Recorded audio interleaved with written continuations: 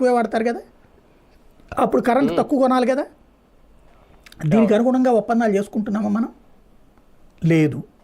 ఇప్పుడు current production తీసుకునేటప్పుడు నాకు ఈ రోజులు కావాలి, నాకు ఈ రోజులు అక్కర్లేదు అని మనం ఏం చెప్పట్లా.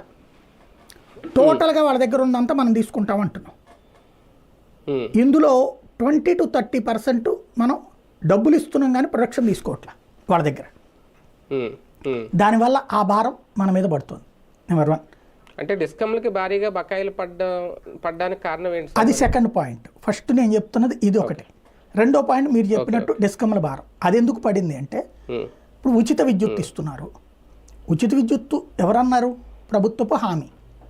రాజశేఖర రెడ్డి అంతకుముందు అన్నప్పుడు బట్టలు ఆరేసుకోవాలి అన్నటువంటి తెలుగుదేశం తర్వాత తను వచ్చినా కూడా కంటిన్యూ చేసింది. రాజశేఖర రెడ్డి స్టార్ట్ చేసి చూపించాడు, తను వచ్చినా కూడా కంటిన్యూ చేసింది. తెలుగుదేశం అక్కడ ఆపలేదు. అది ఈ ఉచిత విద్యుత్ ఏదైతే రైతులకు ఇస్తున్నారో దీంట్లో ఒక పెద్ద లోపం ఉంది.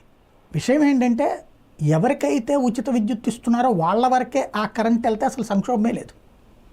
కానీ ఇక్కడ మీ ఇంటికి కరెంట్ ఇచ్చామనుకోండి, ఫర్ ఎగ్జాంపుల్ మీకు సంబంధించిన పొలానికి ఇచ్చామనుకోండి ఉచిత విద్యుత్తు, పక్కన ఉన్నటువంటి పొలాలకు కూడా ఇక్కడ నుంచినే నీళ్లు పోస్తున్నాం మోటార్ల ద్వారా. ఇప్పుడు పొలాలకు ఎందుకు కరెంట్ కావాలా?